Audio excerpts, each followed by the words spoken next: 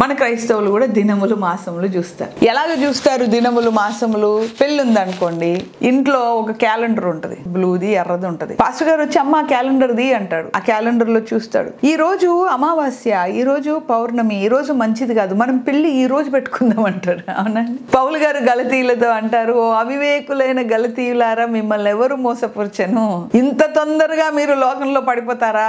సిలువ వేయబడినట్టుగా క్రీస్తును మిమ్మల్ని ప్రకటిస్తే మీరు దినములు మాసములు అని మీరు చూస్తారా? దేవుడు ఏర్పాటు చేసిన ప్రతి దినము మంచిది కాదా అని పౌలు గారు గలతీయులని గద్దిస్తారు. అయితే ఇప్పుడు క్యాలెండర్లు చూసే సిస్టమ్ ఏ system? Babylon system equal to antichrist system. అంటే మన మన మన ఇండ్లలో క్యాలెండర్లు చూసి అమావాస్య, పౌర్ణమి, మంచి రోజు, చెడ్డ రోజు, ఈ వారం ఆ వారం ఇవన్నీ కూడా చూసుకుంటా ఉంటారు. మాసచర్యలు అన్నాడు, ఇక్కడ ఏమన్నాడు? మాసచర్య, నక్షత్ర సూచకలు, జ్యోతిష్కుల మాటలు, ఇవన్నీ కూడా చూస్తూ ఉంటారు క్రైస్తవులే. ఈ భాష ఇవన్నీ కూడా చూస్తూ ఉంటారు. వాళ్ళకి అంటున్నాడు దేవుడు, చూసుకో చూసుకో, ట్రై చేసుకో, ఏమైద్దో చూసుకో అంటున్నాడు. అంటే ఈ మాట బబులోన్ కాదు, మనకు కూడా చెప్తున్నాడు. కానీ ఎంత ఘోరమో చూడండి. క్రీస్తును మొక్కే మనము యాంటీ క్రైస్ట్ సిస్టమ్ ని ప్రాక్టీస్ చేస్తున్నాం. అర్థమైందా? క్రీస్తును మొక్కే మనము అంటే మాసచర్యలు, దినములు, మాసములు ఇవన్నీ ఏంటి? Babylon system. అది బబులోన్ లో ఉన్న సిస్టమ్. దేవుడు దాన్ని వెటకారం చేసి మరి తిడుతున్నాడు. దేవుడు వెటకారం చేసి తిట్టిన సిస్టాన్ని మన ఇంట్లోకి తెచ్చిపెట్టుకుంటుంది. యాంటీ క్రైస్ట్ ను గోడ మీద తగిలించుకుంటుంది. యాంటీ క్రైస్ట్ ను గోడ మీద తగిలించి దినం ఏంటి, మాసం ఏంటి, రోజు ఏంటి, సమయం ఏంటి, కాలం ఏంటి, పెళ్ళేంటి, ముహూర్తం ఏంటి, అన్ని కూడా చూస్తేవి. మొత్తం బాబిలోన్ సిస్టమ్ ఇంట్లో కూర్చోబెట్టుకొని